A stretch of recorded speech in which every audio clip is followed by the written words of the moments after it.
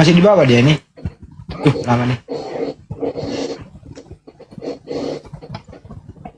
Aduh, sama sih.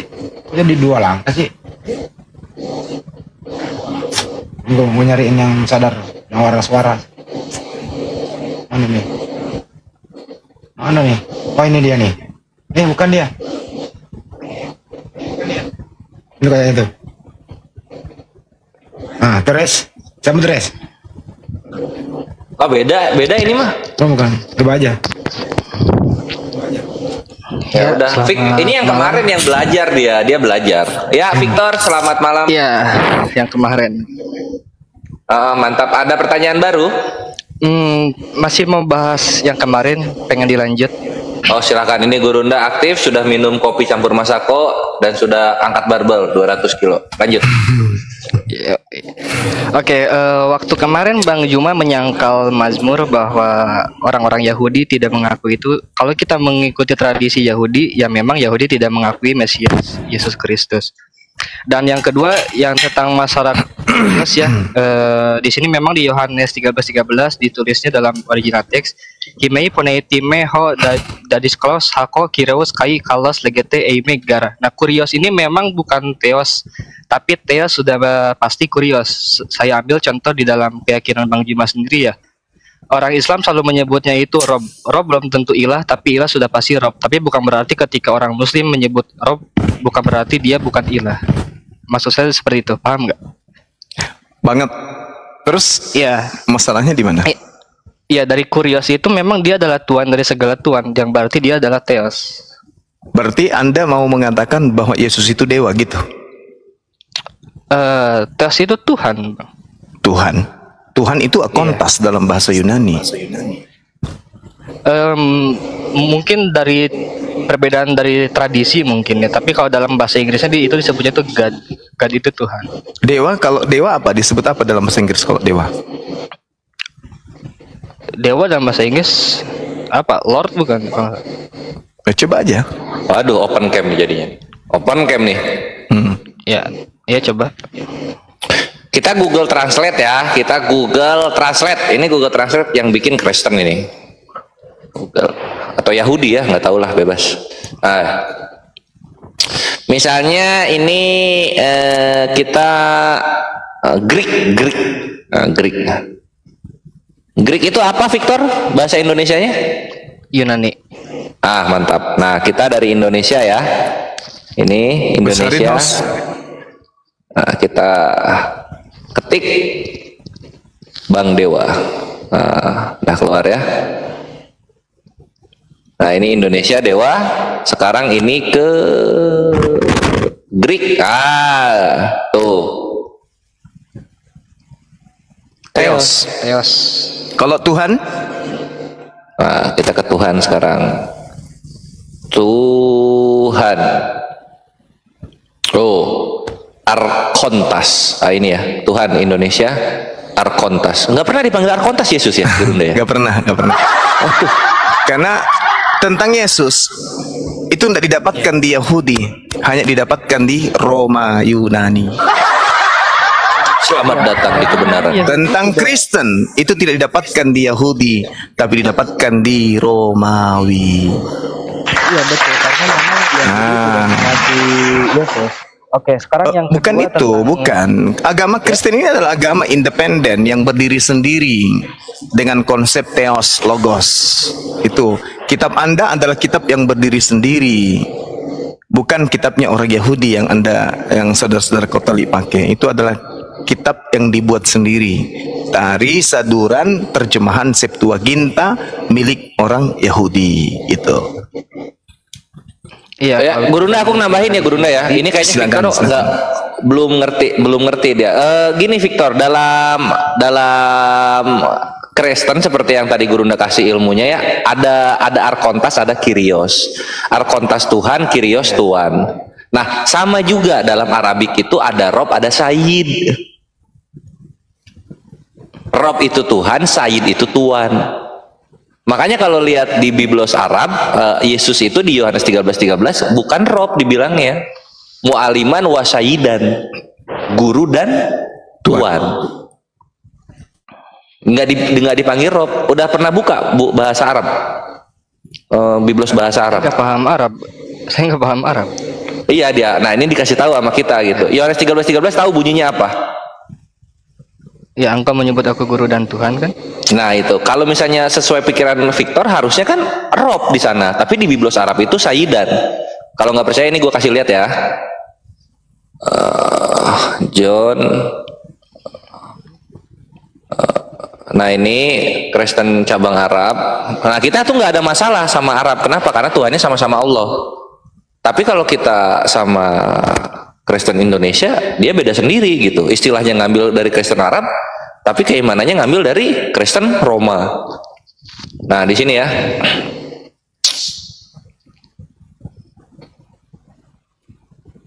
Nih, antum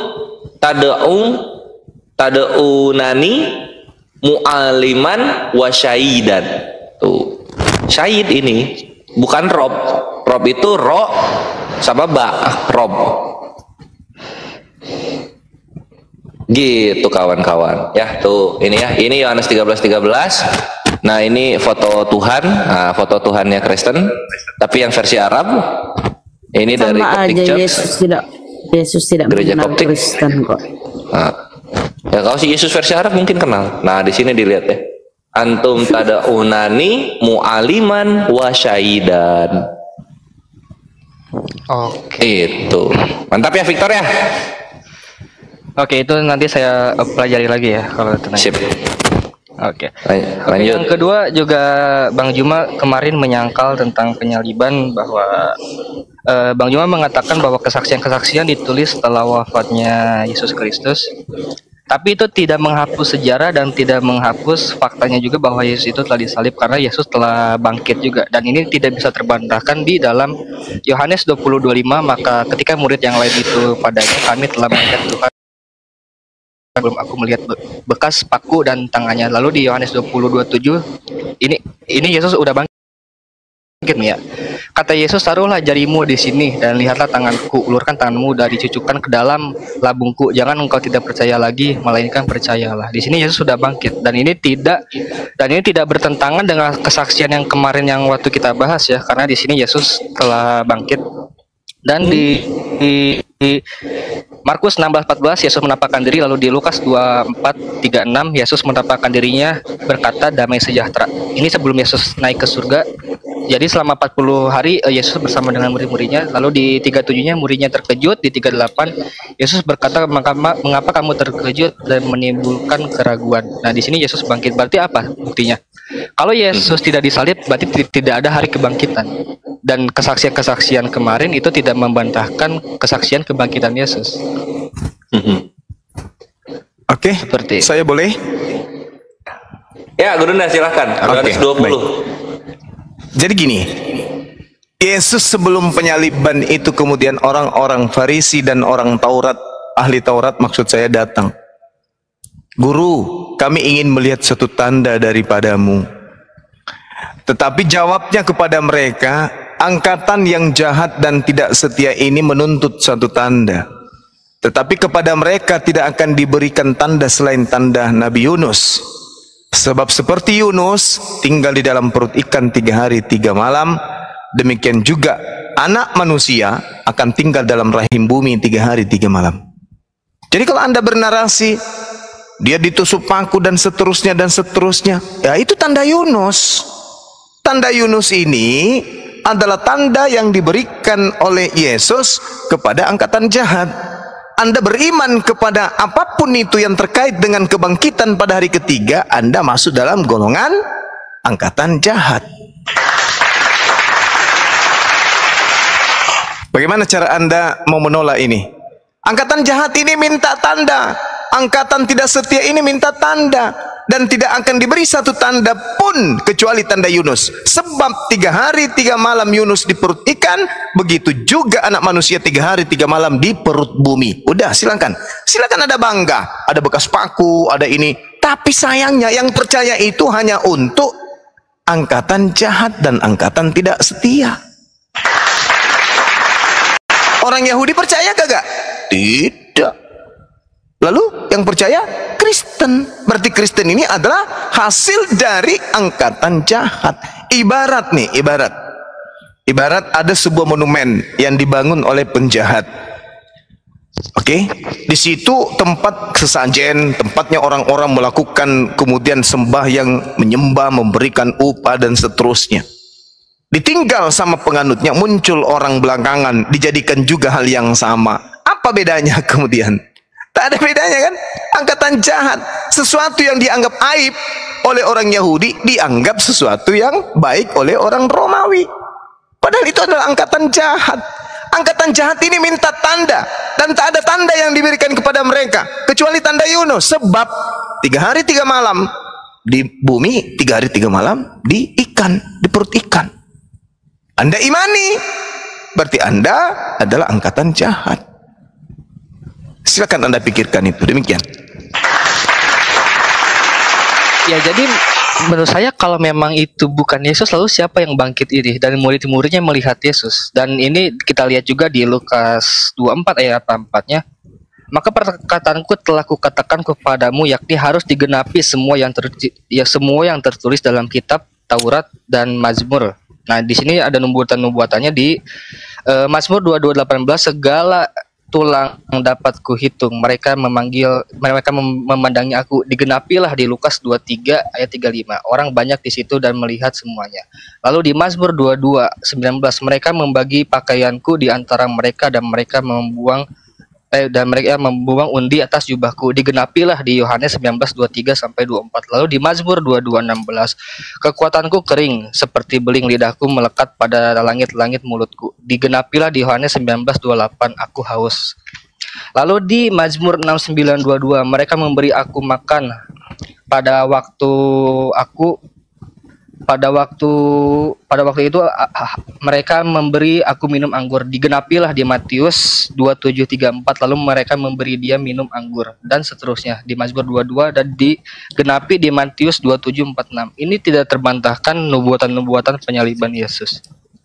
Dan Yesus, maaf sekali lagi. Dan ini Yesus sendiri yang berkata, ini tulisannya merah ya, merah banget di sini tuh. Yesus yang perkataanku yang telah digenapi di Mazmur. Dan ini yang saya sebutkan tadi itu telah digenapi semuanya. Oke, baik. Tidak bisa terbantahkan nubuatan-nubuatan tersebut. Oke, silakan. Tapi perlu dong kita menelaah dan meneliti sebagai anak bangsa yang diberikan kemudian akal, ya, diberikan kemudian kesempatan untuk belajar, diberikan kemudian keilmuan, diberikan ruang, diberikan fasilitas untuk mengkaji dan seterusnya. Kita harus mengetahui bahwa perjanjian lama milik orang Roma itu adalah hasil evolusi itu dulu. Jadi apapun yang saudara katakan di dalam Mazmur, di dalam Yeremia, di dalam Yesaya, tunggu dulu, poin-poin ini apa? Yesaya yang mana? Mazmur yang mana yang Anda maksud? Jangan-jangan Mazmur yang ada di Kristen. Jadi itu poinnya. Karena kitab yang ada sebelum dijadikan sebagai sandaran iman orang Katolik itu melakukan apa? Ada koreksi-koreksi bapak-bapak gereja dulu. Itu yang Anda harus paham. Kitab Tanaknya orang Yahudi, dalam hal ini kitab Torah, itu diterjemahkan tahun 270 sebelum Masehi. Atas perintah siapa? Ptolemy II. Kepada siapa? Kepada rabi-rabi Yahudi.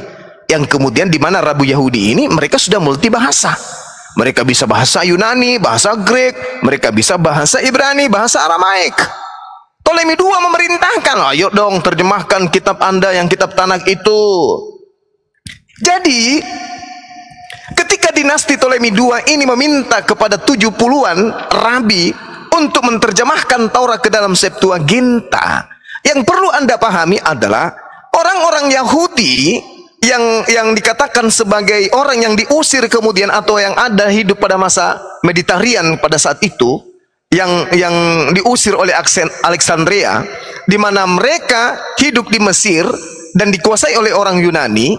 Septuaginta menjadi perjanjian lama di dalam kitabnya orang Kristen itu memiliki proses ratusan tahun. Ini yang Anda harus urut dulu.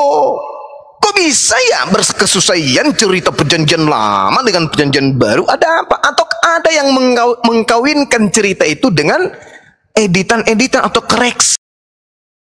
Septuaginta itu mengalami koreksi-koreksi pada bapak-bapak gereja di abad kedua, misalnya bapak-bapak gereja Origen. Abad ketiga kemudian bapak gereja Lucian. Abad keempat Hesesius dan seterusnya. Ini yang perlu Anda pahami. Sehingga Septuaginta menjadi perjanjian lama nanti di abad keempat.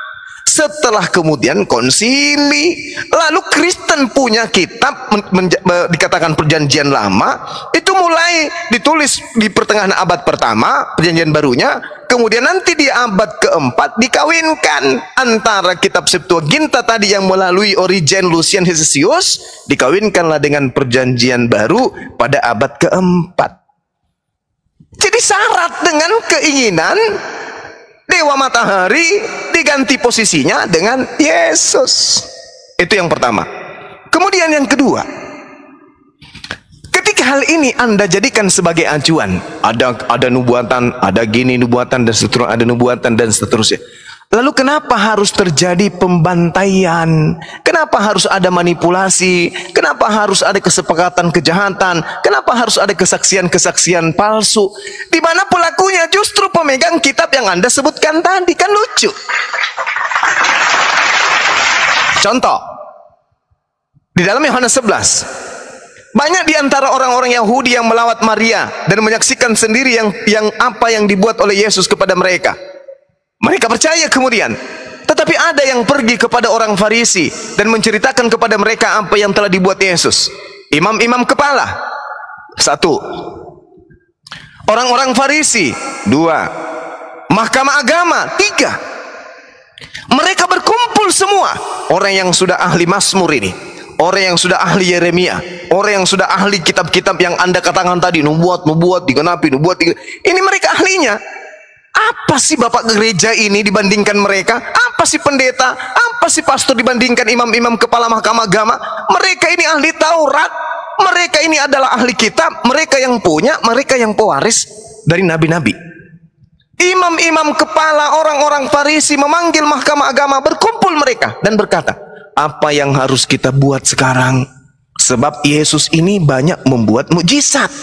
Apabila kita biarkan Yesus, maka orang akan semakin percaya kepada Dia. Dan kalau itu terjadi, orang-orang Roma akan datang dan akan merampas tempat suci kita dan bangsa kita. Jadi orang Farisi, imam-imam kepala mahkamah agama khawatir kalau Yesus tetap dibiarkan bermujizat, jemaat-jemaat akan berlarian lebih banyak percaya kepada Dia. Dan kalau itu terjadi, maka apa yang diakibatkan? Bangsa Roma sebagai penguasa kala itu akan datang merampas tempat suci kita dan merampas bangsa kita. Itu alasannya. Sehingga kegelisahan mereka, kekhawatiran mereka itu melahirkan keadaan mereka harus mencari solusi. Mereka rapat kemudian. Baca di data 49 selanjutnya. Tetapi seorang di antara mereka, yaitu Kayafas, imam besar, coba. Kurang apa lagi ilmunya tentang kitab Tanak, tentang kitab Ketubim. Apalagi kekurangan orang ini. Dia imam besar pada tahun itu, berkata kepada mereka, kalian tidak tahu apa-apa dan kamu semua tidak insaf, bahwa lebih berguna bagi kamu jika satu orang mati, yaitu Yesus, untuk bangsa kita daripada seluruh bangsa kita ini binasa.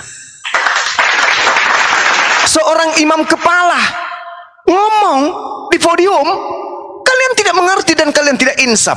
Adalah lebih baik satu orang Yesus mati untuk bangsa kita. Kenapa Yesus harus mati? Supaya bangsa kita tidak dirampas Roma. Jadi tidak ada hubungannya dosa waris, tidak ada hubungannya dengan hukum Taurat. Berlanjut lagi ceritanya. Hal itu dikatakan Kayafas bukan dari dirinya sendiri, tetapi sebagai imam besar pada tahun itu, Kayafas bernubuat. Nah, ini baru betul. Bukan bukan nubuat yang dibikin-bikin oleh gereja dengan mengklaim kitabnya orang, bukan. Ini baru betul. Pada tahun itu juga Kayafas bernubuat. Apa nubuatan Kayafas? Apa nubuatannya? Yesus akan mati untuk bangsa Israel. Dan bukan hanya untuk bangsa yang ada pada masa itu, tetapi juga untuk mengumpulkan dan mempersatukan anak-anak Elohim yang bercerai-berai. Mulai hari itu mereka sepakat untuk membunuh Yesus. Apa yang dihasilkan ketika kemudian mereka sepakat membunuh Yesus? Apa yang dihasilkan? Mereka bersekongkol, mereka melakukan tipu muslihan, mereka melakukan kesaksian-kesaksian palsu. Kenapa mereka harus melakukan itu? Supaya Yesus mati. Apa tujuannya Yesus mati? Supaya mereka kemudian tidak terancam oleh penjajah Romawi. Mana dosa warisnya? Mana? Dosa warisnya mana? Dosa waris nanti dibuat pada abad keempat. Cerita-cerita yang dibangun kemudian berkesesuaian dengan Septuaginta, kitab-kitabnya, buku-bukunya Paulus in the gang. Tidak ada cerita itu muncul pada saat kejadian. Imam kepala mahkamah agama berkumpul, orang Farisi berkumpul, bahkan imam kepala bernubuat, Yesus harus mati untuk bangsa kita, agar kita tidak dirampas, bangsa kita, tempat suci kita tidak dirampas oleh Roma. Jadi tak ada hubungannya dengan Kristen ajaran Yesus itu, tak ada. Tak ada hubungannya ajaran Yesus ketika datang di tengah-tengah Bani Israel dengan ajaran Kristen yang ada di Katolik, di Roma, Vatikan, dan yang ada di Indonesia ini. Tak ada hubungannya. Hanya pandai-pandaian kalian aja namanya menyambungkan. Demikian.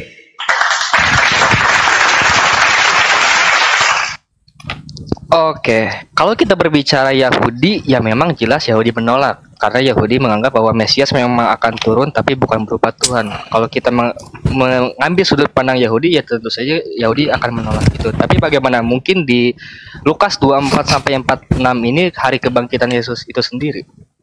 Berarti ini tandanya Yesus benar-benar udah disalib, dia bangkit karena dia menguasai maut. Oke. Lalu, baik. ya, lalu kalau memang ini bukan Yesus, siapa yang bangkit ini? Dan ini tulisan merah ya, ini Yesus telah bangkit. Baik. Sekarang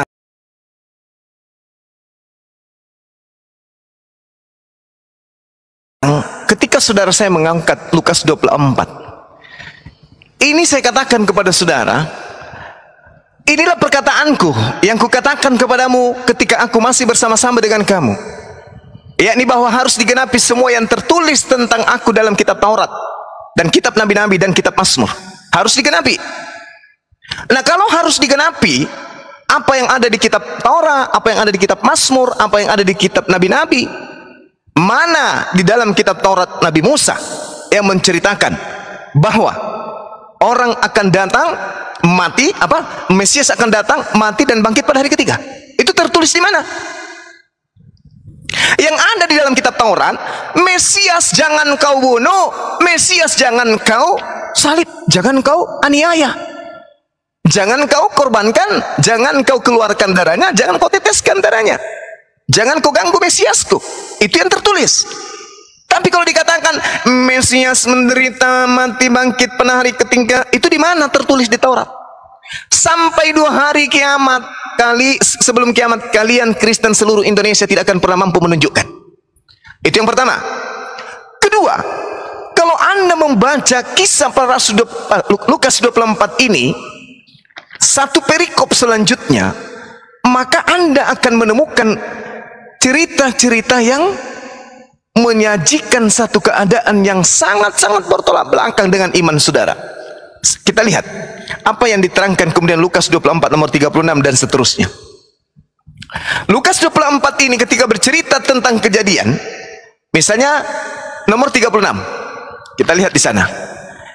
Sementara bercakap-cakap murid-murid ini, tiba-tiba di tengah-tengah mereka berkata, mereka mendengarkan suara, damai sejahtera bagi kamu. Tiba-tiba Yesus muncul katanya. Yes. Apa yang terjadi? Apa yang terjadi? Setelah mereka mendengarkan suara, Assalamualaikum, damai sejahtera untuk kalian. Mereka terkejut dan takut dan menyangka mereka melihat hantu. Ayo, pakai logika. Pakai logika. Kalau Yesus mengajarkan, betul-betul mengajarkan kepada murid-muridnya orang Yahudi seperti imannya orang Katolik, maka apa mungkin murid-muridnya akan takut dan ketakutan? Oke, terkejut dan takut, mengira melihat hantu. Apa mungkin itu bisa terjadi? Contoh, seperti Katolik mengatakan Yesus telah mengajarkan dirinya mati dan bangkit pada hari ketiga kepada murid-muridnya. Oh ya? Andai saja itu betul, pada hari ketiga maka murid-muridnya akan menunggu detik-detik kebangkitan Tuhannya. Tapi apa yang terjadi? Karena mereka tidak pernah diajarkan oleh Yesus, aku akan mati dan bangkit pada hari ketiga. Maka ketika mereka mendengarkan guru mereka ditangkap, sesuai dengan Lukas 14 nomor 50, ketika Yesus disalib, ketika orang menangkap Yesus, seluruh muridnya lari meninggalkan Yesus. Sehingga yang mereka dengarkan cuman berita simpang siur. Gurumu sudah mati, guru kita sudah disalibkan dan sudah dikuburkan. Itu yang mereka dengarkan. Jadi mindset dalam pikiran mereka, mindset mereka murid-murid, guru kita sudah mati, sudah selesai, tutup buku, tak ada lagi cerita. Kok tiba-tiba pada hari Minggu muncul, apa yang terjadi? Mengira melihat hantu. Ada hantu. Andai saja dia mengajarkan aku akan bangkit pada hari ketiga, maka pada hari Minggunya begitu melihatnya langsung mereka berteriak, halilintar, Tuhan kita betul-betul datang bangkit kembali. Mereka akan sekonyong-konyong lari memeluk Tuhannya. Tapi faktanya mereka takut karena mengira melihat hantu. Ini apaan? Mana ajaran kalau dia bangkit pada hari ketiga? Mana? Tak ada. Kok mengira melihat hantu? Sampai-sampai Yesus mengatakan apa? Mengapa kamu terkejut? Apa sebabnya timbul keraguan-raguan dalam hatimu? Lihatlah tanganku, lihatlah kakiku, aku sendirilah ini. Rambalah aku dan lihatlah, karena hantu tidak akan ada daging dan tulangnya. Coba, karena hantu katanya tidak akan ada daging dan tulangnya. Tapi murid-muridnya masih tetap aja ragu, masih tetap aja takut, masih tetap aja tidak percaya. Sampai apa? Yesus ingin meyakinkan mereka. Adakah pada kalian ini memiliki makanan? Adakah di antara kalian punya makanan di sini? Lalu mereka memberikan sepotong ikan goreng. Wah, mantap. Pertanyaannya, Yesus diberi ikan goreng untuk dimakan, untuk membuktikan dia Tuhan atau membuktikan dia hantu? Dikasih ikan goreng untuk membuktikan dia bukan hantu atau membuktikan dia Tuhan? Buktikan dia bukan hantu. Oh, Tuhan kita makan ikan goreng. Betul, dia bangkit. Hore. Ini ajaran apa? Yesus makan ikan goreng untuk meyakinkan muridnya bahwa dia bukan hantu. Dengan demikian, bahwa apa yang terjadi di tragedi Tanda Yunus itu betul. Barang siapa yang percaya kepada Tanda Yunus, berarti mereka adalah angkatan jahat. Ternyata Yesus versi Bible tidak pernah mengajarkan dirinya bangkit pada hari ketiga, disebabkan karena dia begitu ada di tengah-tengah muridnya minta ikan goreng. Pertanyaannya, ikan goreng untuk mendeteksi dia hantu atau mendeteksi dia Tuhan? Silakan. Ya, pertanyaan itu memang untuk membuktikan bahwa dia telah bangkit gitu. Jadi ini sekaligus membuktikan bahwa memang dia telah disalibkan. Lalu kita lihat di Lukas 24:46-nya ada tertulis Mesias harus menderita dan bangkit di antara orang mati, dan dia telah bangkit, membuktikan itu semua. Nah, mana di Taurat tertulis begitu? Saya belum nemuin sih. Nah, enggak ada. Saya sudah puluhan tahun, ini guru saya ada Hisugi, tak pernah kami temukan dalil dalam Taurat bangkit mati pada hari ketiga. Tak pernah. Tidak pernah. Nggak ada itu cerita itu. Ya, silakan. tapi di sini Yesus sendiri yang berkata ada tertulis Mesias harus menderita dan bangkit di antara orang mati. Mungkin ada, hanya saja saya belum menemukannya mungkin. Bukan mungkin ada. Saya udah puluhan tahun berdialog dengan Kristen, pendeta, kelas apapun. Tak ada satupun di antara mereka yang membuktikan itu ada di Taurat. Jangan di Taurat deh, susah. Di Bible versi Indonesia aja. Ada nggak? Di kitab Kejadian, Imamat, apapun itu.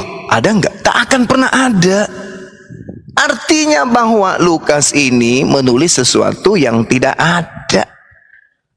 Menulis sesuatu yang tidak ada.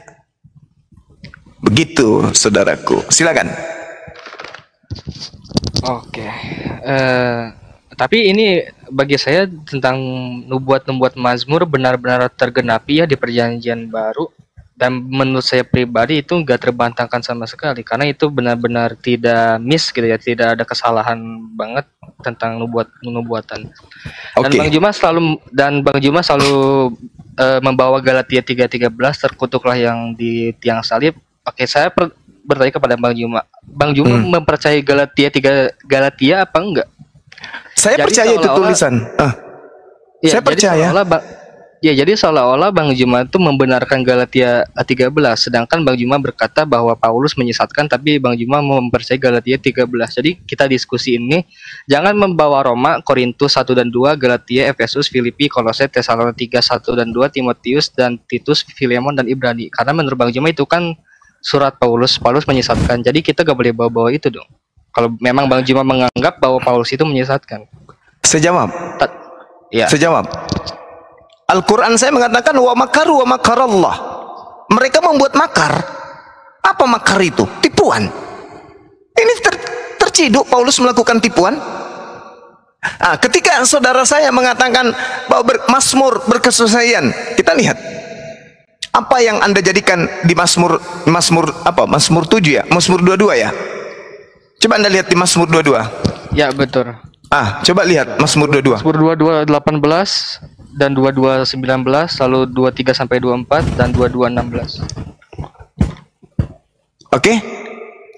Kalau yang Anda katakan di dalam data 18, oke. Mari kita lihat di data nomor sebelumnya, nomor 2-nya. Okay. Allahku, ilahku, mengapa engkau meninggalkan aku? Ini menurut saudara ini masih Yesus? Bagi saya itu masih Yesus karena ini digenapinya di Matius 27:46. Yesus berkata Eli lama sabachthani. Mengapa engkau meninggalkan? Di sini ada kata meninggalkan bukan? Satu. Kata selanjutnya, ilahku, aku berseru-seru pada waktu siang, tetapi engkau tidak menjawab, dan berseru pada waktu malam, tapi tidak juga aku tenang. Yesus memang masih ada di tiang salib pada malam hari. Yesus kira-kira pada jam 2 atau jam 3 ada diturunkan. Udah diturunkan. Jadi ini untuk Yesus. Iya. Ini untuk Yesus teriak malam-malam. Yesus. Yesus masih teriak pada malam hari. Perasaan dia sudah turun tadi katanya. Iya, nubuatannya itu di Mazmur 22:18. Iya, enggak, ini Mazmur 22 kan. Anda kan mengatakan, aku berseru-seru pada siang hari. Eli, kau Anda kan bawa tadi tuh. Itu siang hari, terus malam harinya apa teriakannya? Enggak nyambung. Kedua, di situ ada kata meninggalkan. Eli, mengapa engkau meninggalkan aku? Sedangkan Mazmur 37, sebab Tuhan mencintai hukum dan ia tidak meninggalkan orang yang dikasihinya sampai selama-lamanya, mereka akan terpelihara. Siapa yang dikasihi oleh Tuhan? Inilah anakku yang kukasihi, kepadanya aku berkenan. Sebab Tuhan mencintai hukum dan Tuhan tidak meninggalkan orang yang dikasihinya sampai selama-lamanya, mereka akan terpelihara. Jadi yang teriak, mengapa engkau meninggalkan aku, itu siapa? Ya, kalau bagi saya itu Yesus. Bukankah dia orang yang dikasihi? Ya betul, dia dikasihi. Bukankah Tuhan mengatakan dia tidak ditinggalkan selama-lamanya? Dia memang tidak ditinggalkan. Mengapa engkau meninggalkan aku, itu berarti bohong.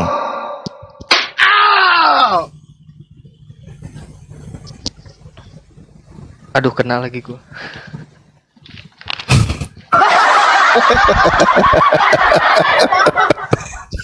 Jadi upaya yang dilakukan kemudian orang-orang terdahulu, Al-Quran sudah menjelaskan itu. Wa makaru wa makarallah. wallahu khairul makirin. Mereka kemudian ingin membuat tipu daya. Mereka ingin makar.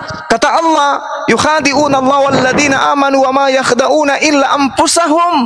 Mereka ingin menipu, tetapi sesungguhnya mereka hanya menipu diri mereka sendiri. Kami umat Islam tak tertipu dengan itu. Tapi mereka membuatnya, mereka juga yang menipu diri mereka sendiri. Itu fakta. Ini catatan tangan mereka sendiri, tetapi mereka menipu diri mereka sendiri. Na'udzubillah tsumma na'udzubillah. Silakan, ada lagi? Saya kehabisan data di sini. Alhamdulillah. Tadi sebelum saudara Victor masuk, saya berdialog kemudian dengan seorang Katolik juga kalau nggak salah tadi tuh. Dia mengakui bahwa iblis menginginkan penyaliban. Katolik, Kristen dalam hal ini beliau tadi itu juga menginginkan penyaliban. Dia dan iblis sama-sama yang kemarin tuh. Sama-sama menginginkan penyaliban. Begitu kita urai tentang Tuhan, ternyata Tuhan tidak menginginkan adanya penyaliban. Dia akui tadi, iblis mau penyaliban terjadi. Nah, dia juga mau penyaliban itu terjadi. Karena kalau tidak ada penyaliban, maka tidak ada Kristen. Nah, tadi saya ujungnya bertanya, apakah kemudian iblis ini adalah pahlawan untuk Anda? Coba teman-teman di bawah, ingat gak apa jawaban dia?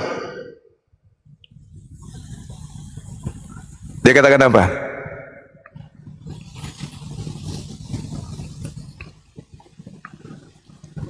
Iya katanya.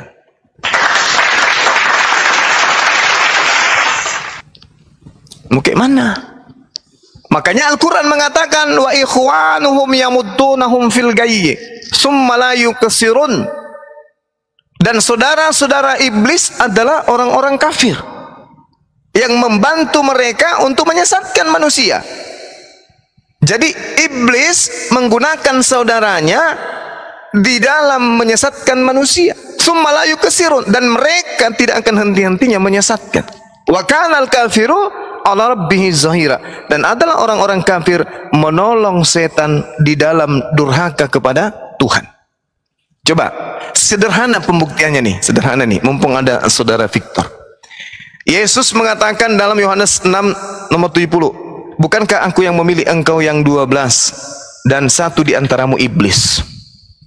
Oke, iblis merasuki Yudas tujuannya apa? Supaya Yesus disalibkan. Apa tujuan Yesus disalibkan? Ternyata endingnya supaya banyak manusia menuhankan oknum tersebut. Nah, itu fakta. Itu fakta yang ada sekarang. Lalu kemudian, apa tujuannya orang-orang imam-imam kepala dalam Matius 26 nomor 4 membuat tipu muslihat? Tentu untuk menyalibkan Yesus. Apa tujuannya dalam Matius 26 nomor 59 imam kepala mahkamah agama melakukan kesaksian-kesaksian palsu? Tentu untuk membunuh Yesus. Kesaksian palsu, tipu muslihat, iblis kompak untuk Yesus disalibkan. Apa buahnya? Orang-orang pada saat itu sepakat membunuh Yesus atas rekayasa, atas propaganda iblis. Ketika kemudian mereka ingin mengeksekusi orang suci, apa kata Tuhan? Di dalam Amsal 21:18, Amsal 11 nomor 678. Allah tidak mengizinkan. Mazmur 37, Allah tidak mengizinkan. Allah tidak akan meninggalkan orang yang dikasihinya selama-lamanya. Dikatakan begini, Mazmur 37. Sebab Tuhan mencintai hukum dan Tuhan tidak meninggalkan orang yang dikasihinya sampai selama-lamanya. Mereka akan terpelihara, tetapi anak cucu orang yang fasik akan dilenyapkan. Nah, keturunan Yudas hilang sampai hari ini. Orang-orang benar akan mewarisi negeri dan tinggal di sana senantiasa. Mulut orang benar mengucapkan hikmat dan lidahnya mengatakan hukum. Taurat Tuhan ada di dalam hatinya, langkah-langkahnya tidak goyah. Orang fasik mengintai orang benar dan berniat membunuhnya. Apa kata Tuhan? Tetapi Tuhan tidak menyerahkan orang benar itu ke dalam tangannya. Ingat, akulah jalan, akulah benar, akulah hidup, kata Yesus. Yesus orang benar. Tuhan tidak menyerahkan orang benar itu di dalam tangan orang fasik. Tuhan tidak membiarkan orang benar itu dinyatakan terkutuk pada saat diadili. Subhanallah. Jelas itu dalilnya. Jadi Yesus tidak akan dikatakan terkutuk pada saat diadili. Di mana tertulis? Mazmur 37 nomor 33. Kenapa harus Mazmur? Karena di dalam Lukas 24:44 tadi harus tertulis tentang aku di dalam Taurat, di dalam kitab para nabi, di dalam kitab Mazmur. Harus tergenapi kata Yesus. Nah, berarti inilah untuk Yesus. Tuhan tidak membiarkan kemudian. Tuhan mengatakan, tidak menyerahkan orang benar. Akulah hidup, akulah benar, akulah jalan, akulah benar, akulah hidup, akulah jalan, akulah kebenaran, akulah hidup. Tidak ada yang sampai kepada Tuhan kalau tidak melalui aku. Tuhan tidak menyerahkan orang benar itu ke dalam tangannya. Tuhan tidak membiarkan dinyatakan fasik. Fasik ini apa? Terkutuk. Terkutuk. Ulangan 21 nomor 22 nomor 23. Amsal 17 nomor 23. Ulangan 27 nomor 25. Fasik ini adalah orang terkutuk. Aku Tuhan tidak membiarkannya dikatakan terkutuk pada saat diadili. Lalu Tuhan mengatakan, orang-orang benar diselamatkan oleh Tuhan. Tuhan adalah tempat perlindungan mereka pada waktu kesesakan.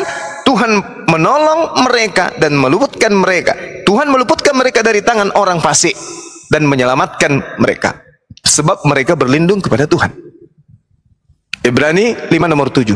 Sebagai manusia, Yesus mempersembahkan doa kepada Dia yang sanggup menyelamatkannya dari maut, dan karena kesalehannya doanya dikabulkan. Itu Jadi tak ada jalan. Tadi Bang? Yang mana? Barusan Bang Juma Ibrani 5:7. Yesus Ibrani 5 nomor 7. di Ibrani. Yes. Ibrani ini kan tulisan Paulus. Oke, Yes. berarti Bang Juma membenarkan ini Ibrani. Kan Tuhan sudah mengatakan dalam Al-Quran, karena kefasikan mereka, karena penolakan mereka terhadap Nabi Isa alaihissalam, mereka membuat makar. Tetapi Allah membalas makar mereka itu sendiri. Maka mereka membuat tipuannya makan mereka sendiri. Mereka yang membuat makar. Oke, kalau Bang Juma membenarkan Ibrani, berarti harus juga membenarkan Filipi juga, karena Filipi di Filipi 2:7-8 Tuhan mengosongkan dirinya mengambil pas orang hamba dan menjadi sama dengan manusia. Nah, inilah yang disebut makar. Kalau itu bantahannya beda. Jadi oke, jadi saya juga bingung. Bang Juma menganggap Paulus itu sesat, tapi Bang Juma juga membenarkan Ibrani, sedangkan Ibrani juga tulisan Paulus. Oke. Jadi ini saya bingung, Bang Juma nih menganggap Paulus itu sesat atau benar gitu loh. Al-Quran mengatakan apa tentang itu? Ya ahlal kitab, lima talbisunal haqqa bil batil wa taktumul haqqa wa antum ta'lamun. Wahai ahli kitab, mengapa engkau mencampur adukan antara yang hak dan yang batil, antara yang benar dan yang salah, padahal engkau mengetahui? Ada Paulus menyembah Yesus? Tak ada. Bahkan kemudian kalau Anda membaca Kisah Para Rasul 21, Paulus itu bertobat dari mengajarkan ajaran Kristen. Di mana tuh? Ada datanya tuh? Ada. Coba. Ada datanya. Ya. Berapa tadi gue bilang? Jangan-jangan saya cuma ngarang bebas tadi.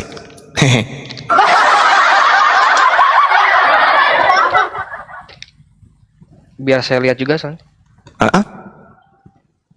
Satu perikop loh itu. Kisah Para Rasul 21 nomor 15 sampai nomor 26. Mau saya bacakan?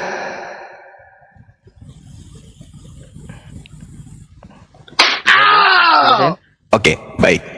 Sesudah beberapa hari lamanya tinggal di Kaisarea, berkemaslah kami lalu berangkat ke Yerusalem. Jadi dari luar kota Yerusalem mau masuk nih ceritanya. Bersama-sama dengan kami turut juga beberapa murid dari Kaisarea. Mereka membawa kami ke rumah seorang yang bernama Manason.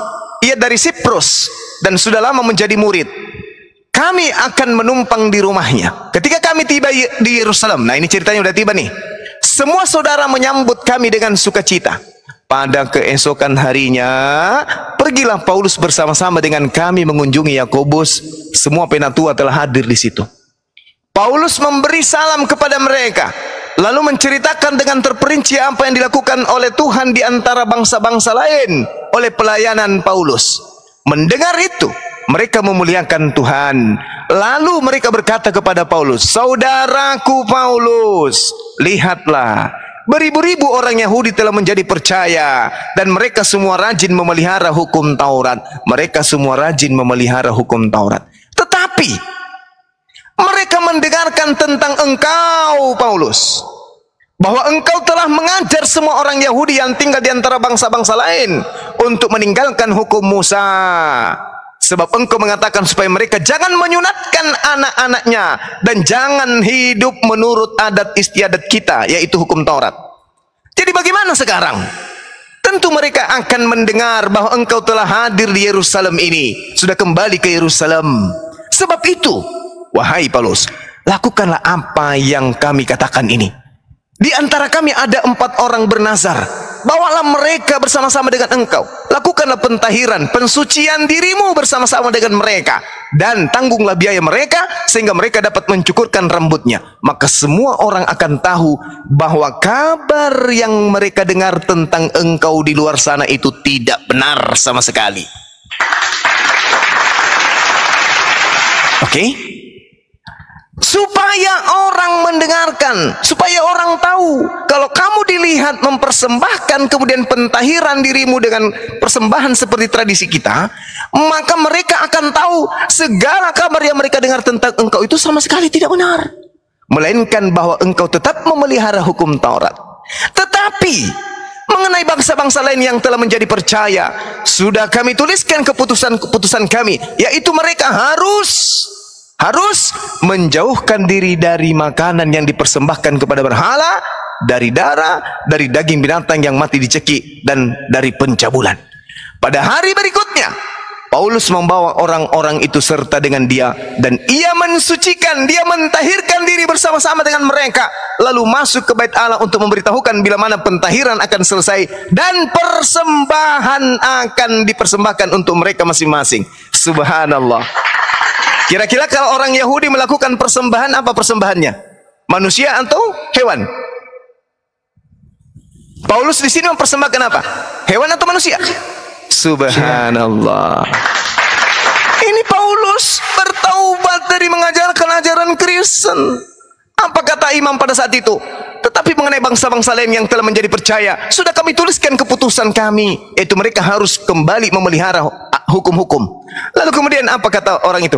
Bawalah mereka bersama kamu, wahai Paulus, lakukan pensucian, pentahiran dirimu bersama-sama dengan mereka, dan tanggunglah biaya mereka sehingga mereka dapat mencukur rambutnya. Maka semua orang akan tahu bahwa ternyata segala kabar yang mereka dengar tentang engkau sama sekali tidak benar, melainkan bahwa engkau tetap memelihara hukum Taurat. Mencoba untuk melakukan tipu muslihan. Lalu apa yang terjadi dengan Paulus? Kalau Paulus ini betul-betul rasul, kalau Paulus ini benar-benar menerima ajarannya yang benar, benar-benar Yesus yang mengajarkan dia, mau dia dikasih satu dunia pun dia tidak akan mau mengikuti perintah itu. Tapi apa yang terjadi? Dia bertaubat, dia mentahirkan diri, dia mempersembahkan korban persembahan seperti yang dipersembahkan oleh adat istiadat Yahudi. Jedar. Ada apa dengan Paulus? Kenapa kau bertobat kembali setelah engkau mengajarkan kekristenan? Kenapa harus kembali ke ajaran Yahudi? Ada apa? Jadi Paulus begitu masuk ke Yerusalem jadi Yahudi lagi dia. Hah? Oke, tunggu dulu ya. Oke, saya tanggapi ya. Ya, silakan. Silakan. Pengetahuan saya di sini, Paulus bukan berarti dia bertobat memberitakan ketuhanan Yesus, tapi dia bertobat karena dahulunya dia adalah seorang pendosa ya. Buktinya dia masih menyebarkan Injil, Filipi, Kolose, Tesalonika, Titus, dan Filemon ya. Jadi menurut saya itu dia bukan berarti bertobat memberitakan ketuhanan Yesus, tapi dia bertobat tentang sebagaimana dahulunya dia adalah seorang pendosa, lalu dia diangkat menjadi rasul, lalu memberitakan Injil ke seluruh bangsa ya. Menurut saya seperti itu sih, bukan berarti dia bertobat memberitakan ketuhanan Yesus, lalu dia bertobat melayani Tuhan, yaitu Kristus. Gini, Paulus ini mengajarkan dengan matinya Yesus. Galatia 2 nomor Efesus 2 nomor 15. Dengan matinya Yesus, dia telah membatalkan segala hukum Taurat beserta segala perintah dan ketentuan yang ada di dalamnya. Dengan matinya Yesus. Itu kata Paulus di dalam Efesus 2. Tapi kenapa kemudian dia masih melakukan ini? ada Kenapa dia masih melakukan pentahiran, mencukur rambut, mempersembahkan persembahan? Kenapa dia masih melakukan ini?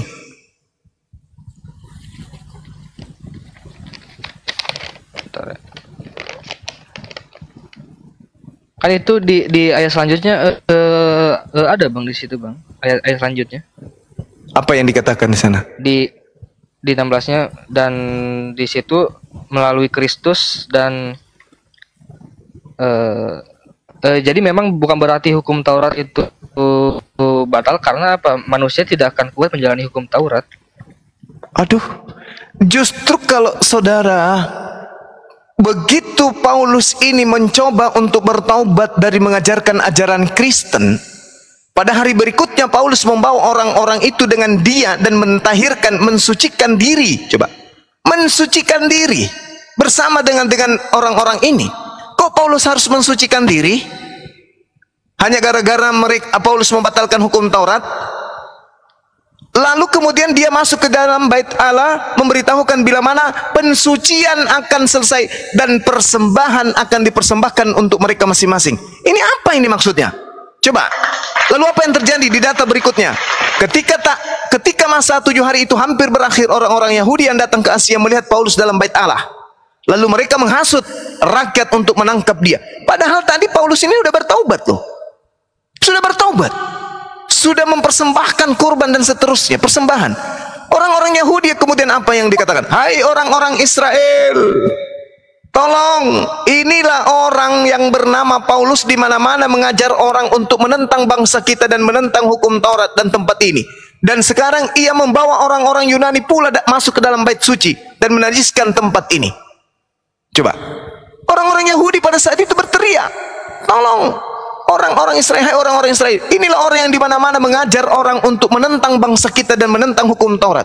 Padahal tadi Paulusnya sudah bertaubat. Tapi kemudian dia masih diancam, masih diteriaki, bahkan ditangkap, bahkan diseret. Ada apa? Padahal dia sudah bertobat kan? Saking bertentangannya ajaran Paulus dengan ajaran orang Yahudi. Coba. Lalu yang menjadi permasalahan adalah harusnya Paulus ini mati menegakkan iman Kristen. Kenapa dia mati setelah dia bertobat? Kembali ke dalam Yerusalem, kembali ke bait suci lagi dia. Harusnya dia mati dalam keadaan mempertahankan iman Kristennya. Tapi ternyata kagak. Dia hanya melakukan prank terhadap Roma, Yunani. Meninggalkan itu, masa itu.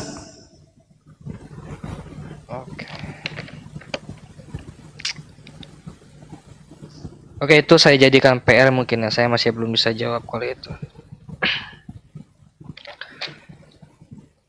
Oke, topik yang kedua kita berbicara tentang Bang Juma selalu mengatakan bahwa waspada kepada nabi-nabi palsu, yang Bang Juma mengatakan bahwa engkau menyebut bernubuat dengan namaku, terus dan selanjutnya dan seterusnya mengusir setan dengan namaku. Itu menurut saya itu adalah sebuah perumpamaan ya.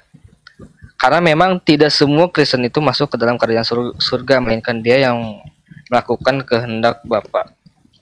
Saya ambil contoh juga di dalam keislaman sendiri, koreksi saya kalau salah, di Al-Mu'minun, celakalah bagi orang-orang yang sholat, yaitu orang yang lalai terhadap sholatnya. Dan di sini juga sholat bukan berarti menyelamatkan umat muslim kan. Begitupun ketika di Matius tersebut, yang pada hari itu aku akan berterus terang, itu adalah orang yang tidak melakukan kehendak Bapa di surga. Jadi memang tidak semua Kristen masuk ke dalam surga. Maksudnya seperti itu. Bukan berarti orang Kristen menyebut Tuhan itu masuk ke neraka atau dan seterusnya. Itu adalah orang yang tidak melakukan kehendak Bapa di surga. Contohnya seperti itu. Oke, sudah? Udah? Saya tanggapi boleh ya? Suara saya kedengaran nggak ini? Oke, baik. Ada. Saya ambil dari Al-Quranul Karim terkait dengan orang yang sholat. Kada aflahal mu'minun alladzina hum fi salatihim khashi'un. Orang yang khusyuk dalam salatnya. Walladzina hum 'anil la'wi mu'ridun. Orang yang menjauhkan diri dari perbuatan yang tidak berguna dan seterusnya. Walladzina hum lizzaqah fa'ilun. Yang menunaikan zakat dan seterusnya. Walladzina hum li furujihim hafizun. Orang yang memelihara syahwatnya. Lalu kemudian dikatakan oleh Allah, walladzina hum ala salawatihim yuhafizun. Serta orang yang memelihara salat. Ulaika humul warithun. Mereka itulah orang yang mewarisi. Alladzina yarithunal firdaus, yakni yang mewarisi surga Firdaus. Jelas ini. Lalu bagaimana orang yang lalai dari salat, yang kemudian bertobat, memperbaiki diri dan seterusnya? Allah mengatakan di dalam Al-Quran, dalam surah At-Taghabun, bagaimana orang-orang yang ada di dalam Islam yang menyatakan kemudian dirinya beriman kepada Allah dan beriman kepada hari akhirat. Allah mengatakan, yauma yajma'ukum liyaumil jam'i dzalika yaumut taghabun wa may yu'min billah wa ya'mal shalihan yukaffir anhu sayyi'ati wa yudkhilhu jannah tajri min tahtihal anhar khalidina fiha abada. Ingatlah pada hari di mana manusia dari sejak Adam sampai manusia terakhir akan dikumpulkan semuanya. Itulah hari di mana manusia akan diungkapkan dosa-dosanya. Dan barang siapa beriman kepada Allah dan mengerjakan kebajikan, niscaya Allah akan menghapuskan kesalahan-kesalahannya. Jadi yang beriman kepada Allah dan beriman kepada hari akhirat lalu beramal saleh, Allah mengatakan apa? Allah menghapuskan kesalahan-kesalahannya dan memasukkannya ke dalam surga. Mereka kekal di dalamnya selama-lamanya.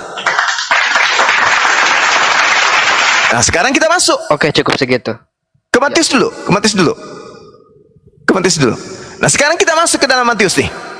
Waspadalah terhadap nabi-nabi palsu yang datang kepadamu dengan menyamar seperti domba. Artinya non-Yahudi nyamar Yahudi.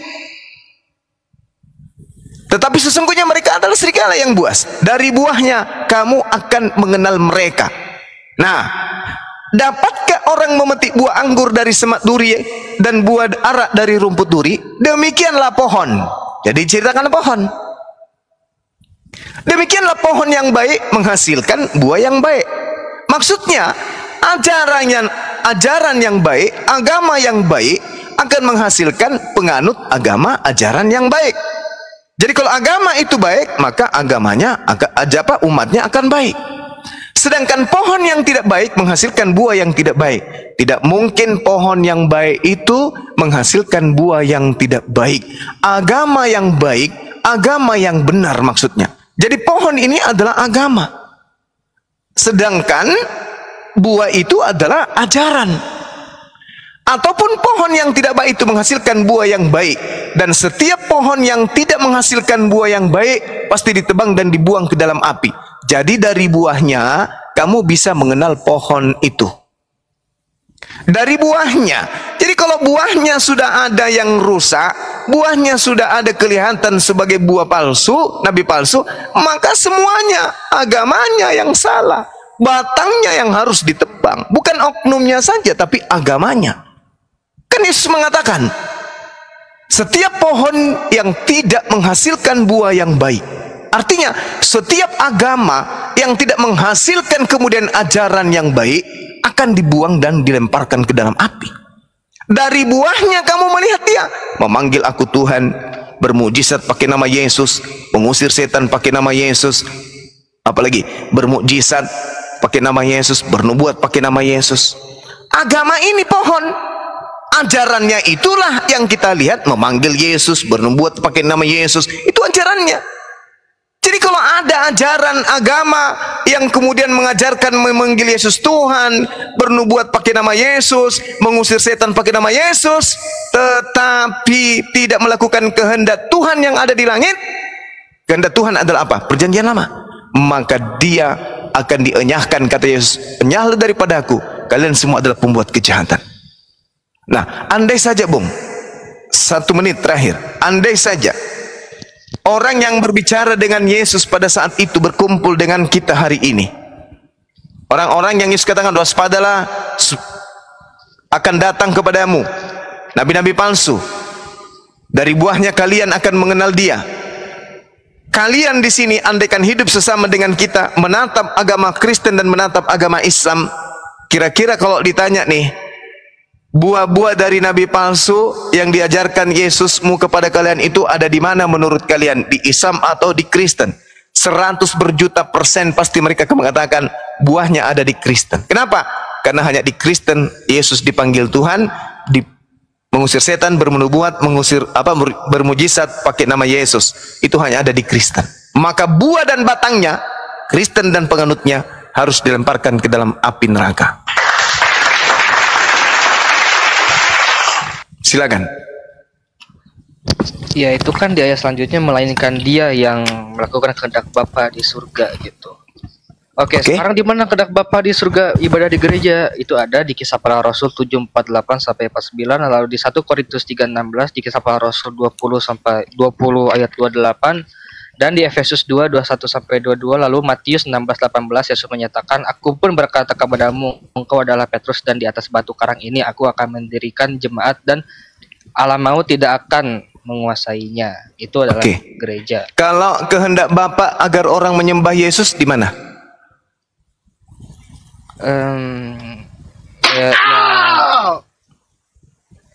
Nggak ada. Kan ada dua kelompok nih, Saudara Victor. Ada dua kelompok yang menyebut Yesus itu Tuan, Sayyid, Tuan. Siapa? Yang pertama adalah murid-muridnya. Yang kedua adalah orang yang di luar dari murid, kalian. Bedanya antara murid Yesus dengan kalian, murid Yesus melakukan kehendak Bapaknya Yesus, mendudukkan Yesus sebagai Rasul. Segala firman yang engkau berikan kepada aku telah aku sampaikan kepada mereka, dan mereka percaya bahwa engkaulah yang telah mengutus aku. Murid-murid Yesus percaya bahwa Yesus itu adalah utusan. Bedanya dengan saudara, Yesus itu adalah Tuhan, makanya dituhankan. Itulah pembeda. Makanya dikatakan di sini ada beda-beda tipis antara domba satu dengan domba KW. Mirip sekali. Pembedanya hanya setipis kulit ari. Sama-sama nampak seperti murid, tapi yang satu serigala buas, yang satunya murid asli. Untuk membuktikan bahwa ini adalah serigala dan ini adalah domba yang asli, lihat, memanggil aku Tuhan, bermujizat pakai namaku, mengusir setan, tapi pola keagamaannya tidak melakukan kehendak Bapa. Ingat, Bung, kehendak Bapa, kalau kita berbicara mengenai Bapa dan kehendak dan kitab Perjanjian Lama, menurut orang Yahudi, kehendak Bapa itu adalah Perjanjian Lama alias Taurat. Sedangkan kehendak Bapa Taurat ini sudah dibantikan oleh Paulus dengan matinya Yesus di atas tiang salib, Efesus 2 nomor 15. Jadi kehendak Bapa sudah tak ada lagi di Kristen. Makanya polanya adalah kehendak Bapa. Waspadalah dari buahnya. Mereka memanggil aku Kurios, Tuan, Tuan, tapi kemudian mereka tidak melakukan kehendak Bapa. Maksudnya apa? Mereka tidak menjalankan hukum Taurat. Kehendak Bapa itu adalah hukum Taurat. Oke, mengenai tentang ketuhanan Yesus, itu ada, saya lupa di ayat yang mana, itu ditulis setelah lahir Tuhan di kota Daud. Saya lupa itu ayatnya di mana ya. Dan terus juga ketika murid-murid Yesus Lukas 2:11 Tuhan dan Yesus, ya, dan ketika murid-murid menyeru dia Tuhan, terutama Petrus, dan Yesus tidak menyangkal itu, dan itu membuktikan bahwa dia memang adalah Tuhan. Anda mencomot ayat. Dan Yesus tidak pernah menyangkal kalau dia dipanggil Tuhan. Iya, karena Tuhan menurut Yesus itu masih ada kaitannya dengan panggilan Mar, Tuan, pembimbing atau gembala. Wajar. Dia tidak dipanggil Allah, wajar. Nah, lalu kemudian Yesus sendiri mengatakan dalam Yohanes 10 nomor 34, 35, 36, siapapun boleh dipanggil Tuhan selama dia memang adalah penyampai firman. Bukankah di dalam kitab Tauratmu dikatakan siapapun yang diserahi tugas untuk menyampaikan firman, maka dia adalah Allah?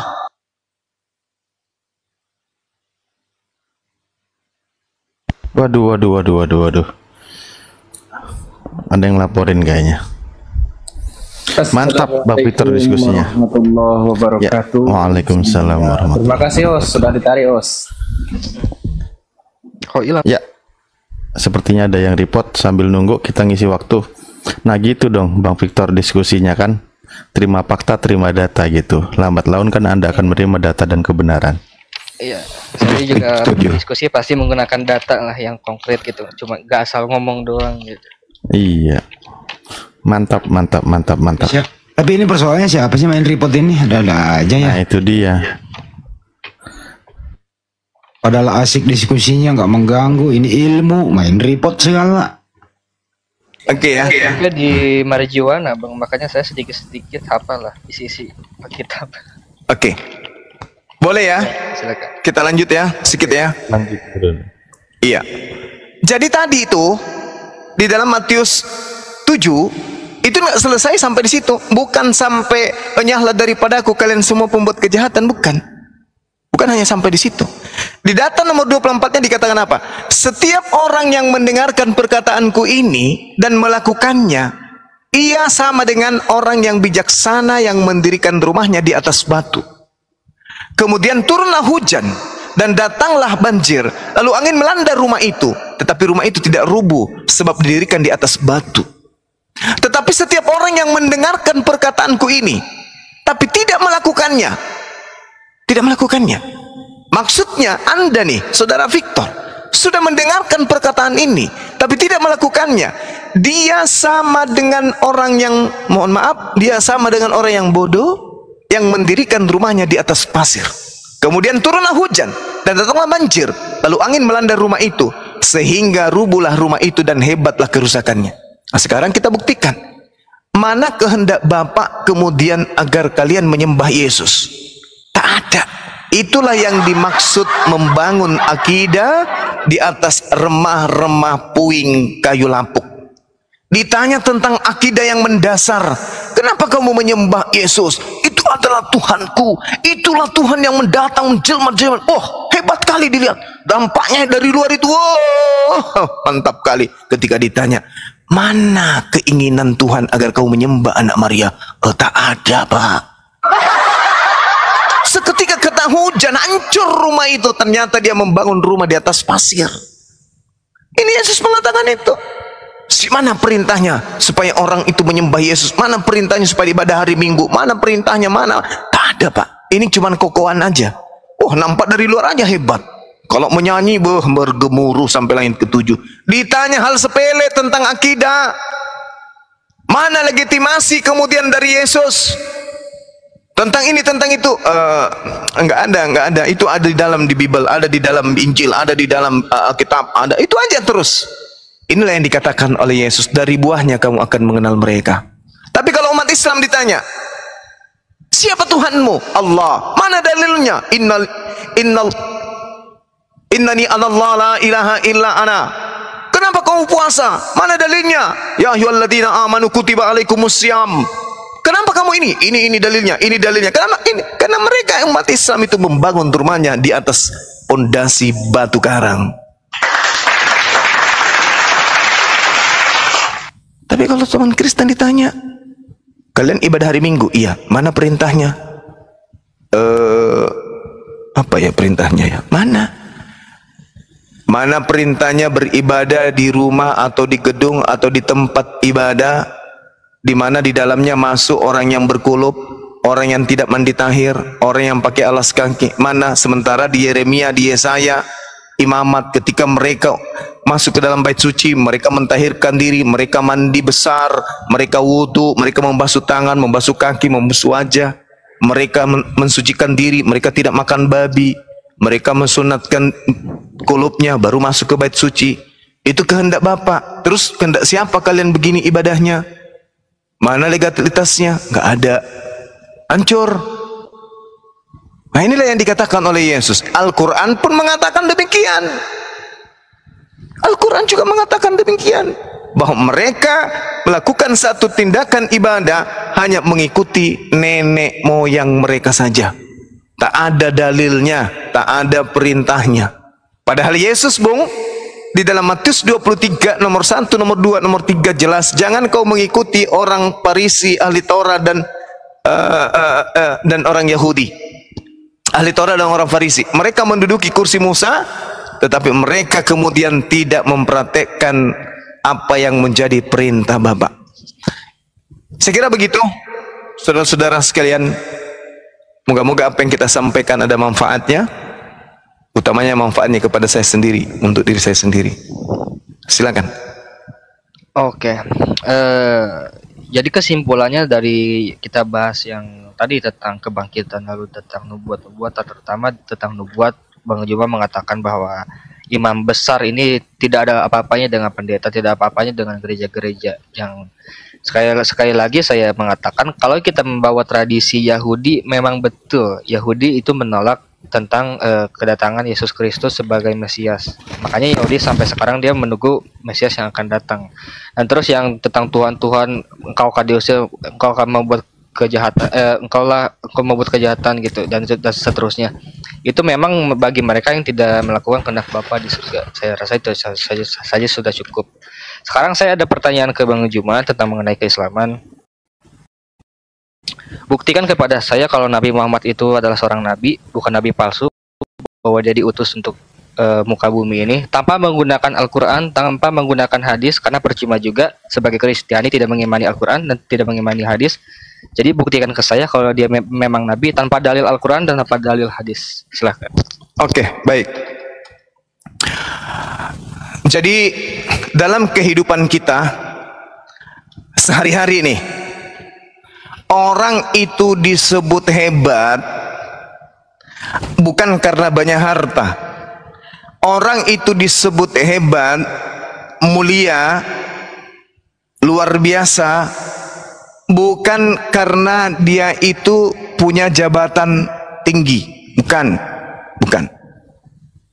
Tetapi orang itu bisa dikatakan hebat dari seluruh aspek positif,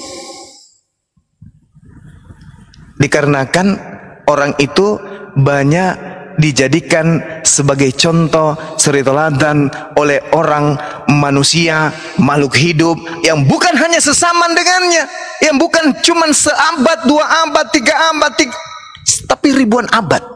Itu berarti orang ini ada apa dengan dirinya. Kalau separuh bumi bisa dia pengaruhi, ada apa dengan dirinya? Seorang yang hebat, punya jabatan, bahkan pensiunan, bahkan jenderal aktif pun begitu pensiun dah selesai.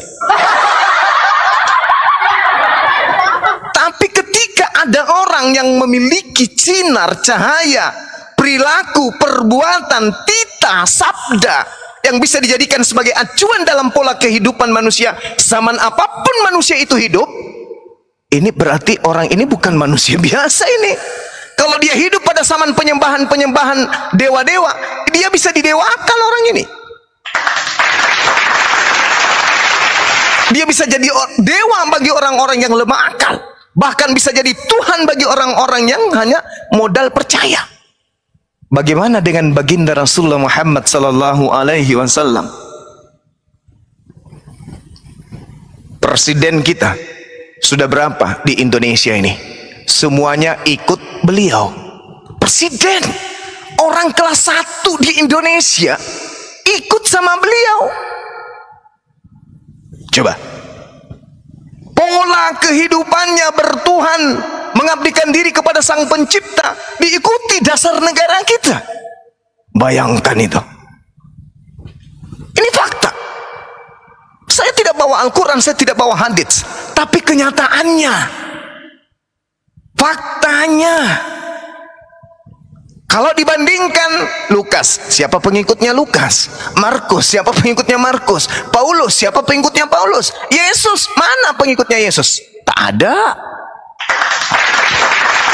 Ada. Penghina Yesus banyak. Penghinanya banyak. Mati terkutuk, banyak penghinanya, miliaran. Tapi kalau baginda Rasulullah Muhammad sallallahu alaihi wasallam, coba satu, apa bilangnya ya?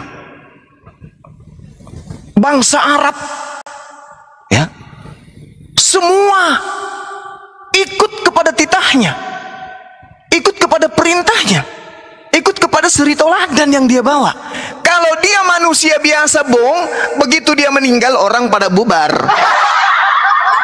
Coba, bagaimana presiden kita? Oh, dihargai pada saat dia apa? Pada saat dia menjabat. Oh, dicium tangannya, sepatunya, bahkan bekas-bekas makanannya itu diambil, dijilat-jilatin. Begitu selesai jadi presiden, ketemu pun ogah. Bagaimana dengan Rasulullah? Bagaimana dengan Rasulullah? Jangankan dia, cucunya yang sudah ribuan tahun pun masih berimbas hari ini. Jangankan rumahnya, negara tempat dia lahir dan meninggal pun menjadi tanah yang disucikan sampai hari ini. Kurang apa lagi? Yesus lahir di mana? Yerusalem. Yang menjadi kiblat orang Kristen sedunia di mana? Pacikan. Kasihan dia. Kenabiannya gugur. Nabi Musa di mana tempatnya lahir? Gugur. Kerajaan Daud di mana tempatnya pernah berdiri? Gugur. Baginda Rasulullah Muhammad SAW mendirikan sebuah kerajaan Mekah 1400 tahun silam. Pernah cahaya kerajaannya pudar sampai hari ini? Subhanallah. Kalau dia bukan nabi, dia bukan rasul, lalu apa? Dewa. Jadi inilah orang-orang yang berakal kemudian. Ini mustahil kebetulan. Ini mustahil, bukan rancangan. Ini rancangan pencipta langit dan bumi untuk kemudian menjadikan sosok pemimpin, mengajarkan manusia jalan keselamatan kembali kepada Rabb, kembali kepada Tuhan. Hanya beliau satu-satunya. Saya hari ini, kalau saya mau menjadi Kristen, saya masuk ke gereja menyembah Yesus, bingung. Yesus gak pernah ngajarin seperti ini. Terus kemudian saya pulang dari gereja makan babi. Yesus gak pernah makan kayak begini. Lalu saya ibadah hari Minggu, saya begini. Yesus gak pernah kayak gini, nyanyi-nyanyi, salto-salto. Yesus gak pernah ngajarin. Jadi mau kayak mana? Tapi kalau saya sebagai Muslim, as-salatu khairum minan naum. Nabiku pernah melakukan ini, Rasulku pernah melakukan ini.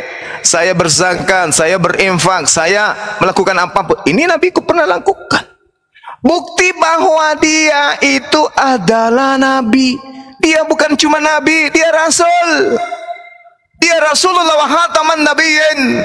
Bayangkan 1400 tahun silam, hidup di zaman jahiliyah, bisa-bisanya masih menjadi tokoh. Hampir separuh penduduk bumi. Coba, siapa beliau?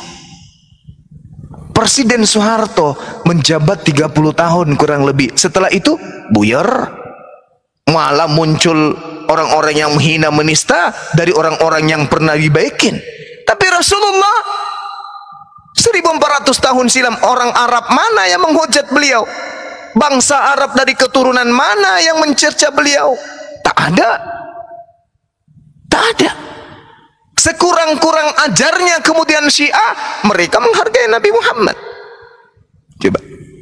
Jadi mungkin mana kita mau menolak kenabian beliau? Orang tuanya jelas, silsilanya jelas, terpelihara silsilanya dari Nabi Adam sampai ke dia, sampai ke beliau. Tapi kalau Paulus, nama bapaknya aja kita nggak tahu siapa. Nama bapaknya Lukas siapa? Nama bapaknya Markus siapa? Nggak ada yang tahu. Coba. Jadi inilah jawabannya. Andai saja saya ditanya, apa buktinya beliau Nabi? Nabi itu adalah orang pilihan Tuhan, di mana Tuhan memberikan ilham wahyu kepada dirinya untuk dirinya. Sedangkan Rasul adalah Nabi yang menerima wahyu untuk dirinya dan untuk orang lain. Nah sekarang wahyu yang diterimanya itu apa? Sholat. Perintah sholat. Bagaimana dengan umat Islam yang miliaran ini? Apakah sholat? Berapa lama bertahan sholat itu? Udah 1400 tahun terjaga dengan baik. Ada yang berusaha memindahkan kemudian kiblat ke Indonesia? Terlalu jauh itu ke sana. Mending kiblatnya di Indonesia aja deh. supaya orang Indonesia, mereka sekali-kali orang Arab dong yang datang berhaji ke Indonesia. Nggak bisa, Bung. Kitab sucinya kan Arab, kita kan bukan orang Arab. Rubah yuk, Arab itu dulu, sekarang sudah Indonesia dong, Al-Quran itu Indonesia dong. Bisa?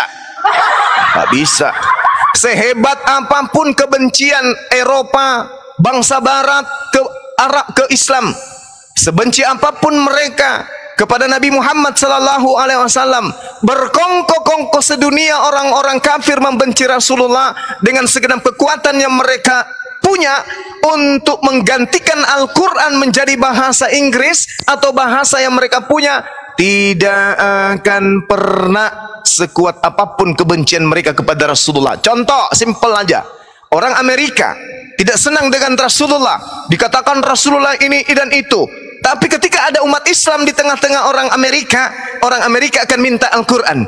Wahai bangsa Arab, wahai Arab Saudi, di tengah-tengah kami punya penduduk minoritas agama Islam, tolong kirimkan Al-Quran. Tapi ingat syaratnya, Al-Quran yang Anda masukkan jangan pakai bahasa Arab, semua harus bahasa Inggris. Bisa?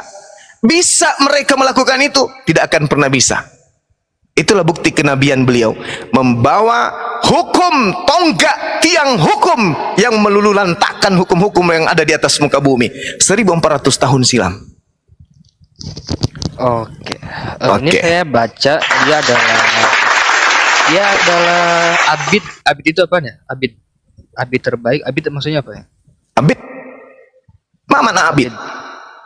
Abid di sini dia adalah abid terbaik. Dia beribadah selama 3 jam, tapi bagi abdi saya mungkin ya.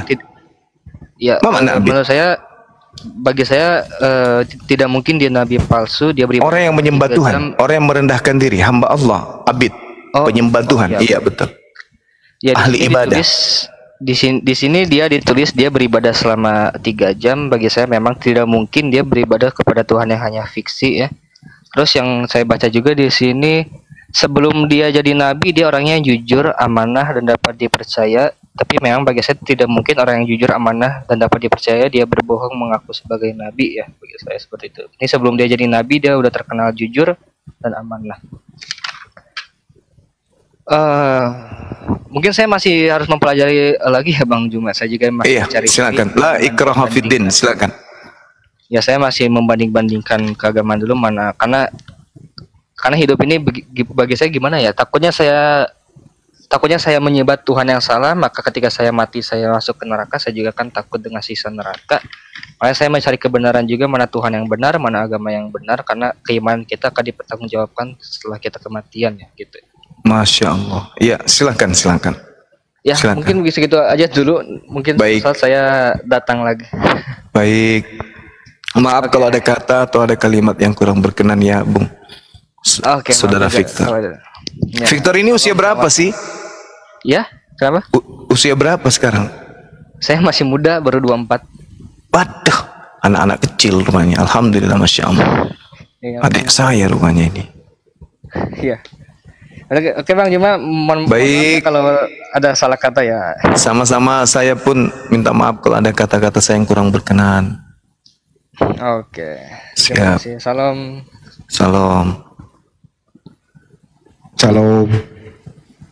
Apa sih salam? Oh, udah turun. Salam apa sih? Salam. Bukan. Bagus juga kata-kata. Buktikan Nabi Muhammad Bang Juma, tapi jangan pakai hadis, jangan pakai Al-Quran. Tapi jangan.